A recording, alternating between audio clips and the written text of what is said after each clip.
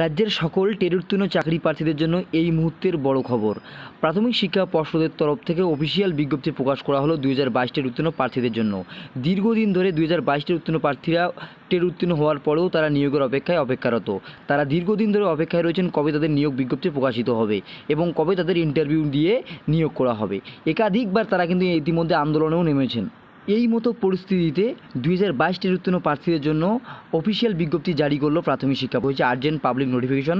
যেখানে বলা রয়েছে the board came to learn on 24 August 2025 through an email communication that অভিনন্দন e-service.com an external unauthorised private E service provider. অর্থাৎ আপনারা জানেন যে অভিনন্দন ই সার্ভিসের যে পোর্টালটি রয়েছে সেই পোর্টাল থেকে কিন্তু 1,50,406 জনের যে নথি রয়েছে 2022 টেট উত্তীর্ণ প্রার্থীদের, সেই প্রার্থীদের নথি কিন্তু ভাইরাল হয়ে গিয়েছে এবং সেখানে তারা কিন্তু তাদের রেজিস্ট্রেশন নাম্বার দিয়ে ডাউনলোড টেট সার্টিফিকেট করতে পেরেছেন। এই মতো পরিস্থিতিতে কিন্তু পর্ষদের তরফ থেকে জানানো হয়েছে যে 2022 টেট পরীক্ষা নেওয়া হয়েছিল 11 ডিসেম্বর এবং রেজাল্ট প্রকাশিত হয়েছিল 10 ফেব্রুয়ারি 2023। এটা কিন্তু পর্ষদের অফিসিয়াল ওয়েবসাইটে সুরক্ষিত রয়েছে, সেক্ষেত্রে কোনো কিন্তু অসুবিধা নেই।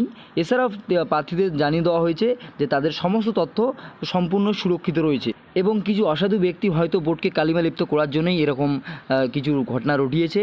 তো তিনি আশ্বাস দিয়েছেন, অর্থাৎ বোর্ড আশ্বাস দিয়েছে যে এই বিষয়টা তারা ভালো করে দেখবেন এবং প্রয়োজনীয় ব্যবস্থা তারা কিন্তু নেবেন। কাজেই আপনারা বুঝতে পারলেন টেট 2022 উত্তীর্ণ প্রার্থীদের নিয়ে যে নানান রকম প্রশ্ন উঠে আসছে, যে জালিয়াতির আশঙ্কা বা ইত্যাদি, সেক্ষেত্রে কিন্তু পর্ষদের তরফ থেকে পরিষ্কার করে জানানো হয়েছে তাদের যে অরিজিনাল ওমারশিট এবং সমস্ত কিছু কিন্তু সুরক্ষিত রয়েছে পর্ষদের ওয়েবসাইটে।